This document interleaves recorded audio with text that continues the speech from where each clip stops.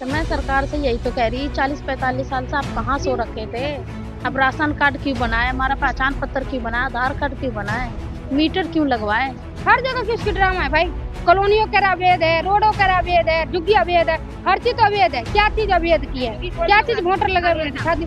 करवाए होंगे तो ये तो हमें कहीं मसेरा दे, पुरनबास दे, नहीं तो मैं तो इसी में रहूंगी। चाहे आप बुलडोजर से तोड़ दो या ना तोड़ दोगे, घरे ना तोड़ दोगे, जमीन तो उठा के नहीं ले जाओगे ना। दिल्ली में हर दिन किसी नई झुग्गी में नोटिस लगने या तोड़फोड़ होने की खबर आ रही है।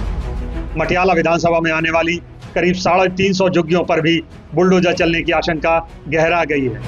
हाय दोस्तों, मैं अफसर अहमद हूं और इस वक्त मैं एक ऐसे इलाके में खड़ा हुआ हूं जो एक नया विवाद जिसके साथ जुड़ गया है। दरअसल ये नांगली डेयरी है जो मटियाला विधानसभा में आती है। ये जो एरिया मैं आपको दिखा रहा हूँ, ये डेयरी में ये पुराने जो फार्म पशुपालन के लिए जो ज़मीनें मिली थी लोगों को, ये वो वाला एरिया है। आप देख सकते हैं आसपास, आपको आसपास यहाँ भैंसें दिखाई दे जाएंगी। तो ये पशुपालन का मतलब एरिया है। इसमें मतलब एक गरीब तबका यहाँ पर अपनी जीविका चलाता है, यही भैंसें और बाकी दूध का काम करके।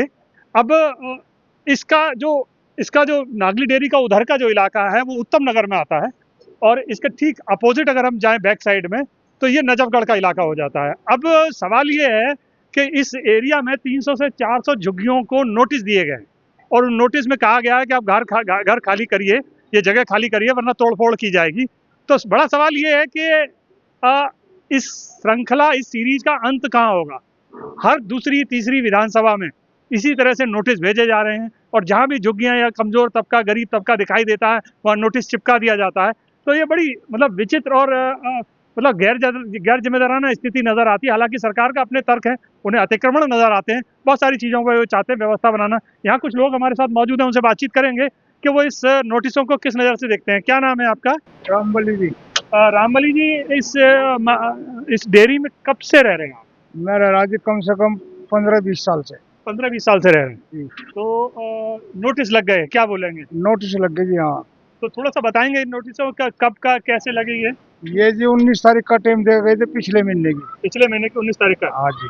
अच्छा, अब क्या बीच बीच में क्या निगम के लोग आ रहे हैं? आ रहे जी। तो वो क्या कहते हैं? वे कहते हैं तुम्हारा करवाओगे, फलाना करेंगे, ढिकड़ा करेंगे, तय झुग्गी तोड़ेंगे।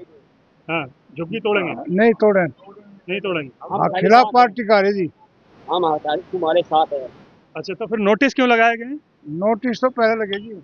हाँ, वो भी आई जी। वो कौन हुई थी वो? ये स्कीम के नाम था। आप इस नोटिस को देख सकते हैं। ये नोटिस जो है पूर्व में लगाए गए थे, और इनकी भाषा में 5 दिन के अंदर नगर निगम पशु चिकित्सा विभाग नजफगढ़ में प्रस्तुत करें। तो ये नोटिस भी नगर निगम की ओर से आए हुए हैं। हालांकि अब वो लोग कह रहे हैं कि बार बार उन्हें आश्वासन दिया जा रहा है कार्रवाई नहीं होगी, लेकिन डर तो है लोगों में। एक फियर है कि जिस तरह की कार्रवाई हो जा रही है बार बार मना करने के बावजूद भी, तो लोगों के अंदर डर है। यहाँ लोगों में डर का माहौल है। हर दिन उनका इसी आशंका में बीत रहा है कि अब क्या होगा।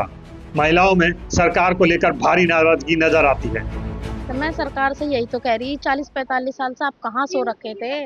अब राशन कार्ड क्यों बनाए, हमारा पहचान पत्र क्यों बनाए, आधार कार्ड क्यों बनाए, मीटर क्यों लगवाए। जब सरकार को अवैध नहीं दिखाई दिए, अब जब सरकार इनकी बन गई है तो अब अवैध हो गई हो जगह। जब वोट लेने आते हैं, जब तो राखी भी बनवाएंगे, बहन मानेंगे, सॉल भी बंटवाएंगे। अब वो वादा जो करे, जहाँ झुग्गी हुआ मकान, आप क्यों नहीं वादा पूरा कर रहे। हम लोग तो अपनी बहन भाई समझ को दे दिए, भाई को भी तो देखना चाहिए। हम तो यही कहेंगे मोदी जी से, रेखा गुप्ता जी से, जहाँ हम लोग का वहाँ पर रहने दीजिए। अच्छा, ये अगर कार्रवाई हुई तो क्या करेंगे? कार्रवाई हुई तो क्या करेंगे, मरेंगे यहाँ पे और कहाँ जाएंगे। पहले हम लोग को मार दे, फिर हमारा घर तोड़ दे, यही कहेंगे और क्या कहेंगे। बीमारी देने है जो सबके पति दारू पी रहा है, और मौगी झाड़ू पोछा के बर्तन के सरकार दारू चला रखा है, तभी तो ये दशा है। केकरो बच्चा काम नहीं करके पैसा देता है, मौगी काम के जाता है। झुग्गी तोड़ देगा तो कहाँ जाएगा बच्चे के लेके, कहाँ पढ़ाएगा, कहाँ लिखाएगा, कहाँ रहेगा। कोठी वाला रहने देगा? जिसके पास कोठी है, पैसा है, वो रहने देगा गरीब लोग के? बीजेपी का वोट गया जब तो बीजेपी जीता। उसके फैमिली से तो वो जीता नहीं होगा। हाँ, फैमिली से जीत गया होता तो ठीक है। झुग्गी से, झोपड़ी से, हर जगह से वोट किया, कॉलोनियों से, डेयरियों से, हर जगह से उसको वोट किया, जब तो जीत गया। आज ये पद पर बैठा हुआ है, अपने वोट से तो वो जीता नहीं होगा। अब उसके मन में क्या चल रहा है वो हमें थोड़ा बताएगा पर्सनल आके। अब वो एक नहीं, हर जगह की झुग्गी की ऐसी तैसी कर रहा है। हर जगह की उसकी ड्रामा है भाई। कॉलोनियों का अवैध है, रोडों का अवैध है, झुग्गी अवैध है, हर चीज तो अवैध है। क्या चीज अवैध की है, क्या चीज वोटर लगा हुआ है, दिखा दी। नगली डेयरी के प्रधान सुनीता ने कहा, तोड़ भले ही दो लेकिन यहाँ से जाएंगे नहीं। बंदे गए थे कोई नोटिस लाने के लिए, तो सत्यपाल जी बोला कि 1-2 दिन का टाइम है, अपना जो कार्रवाई करना है करा लो, और नहीं तो फिर हम लोग को तो ऊपर से प्रेशर आ रहा है। तोड़ना ही पड़ेगा जी, हमें ऊपर से प्रेशर मार रहा है कि जल्दी हटाओ इसको। अच्छा, इस बारे में आप क्या कहेंगे?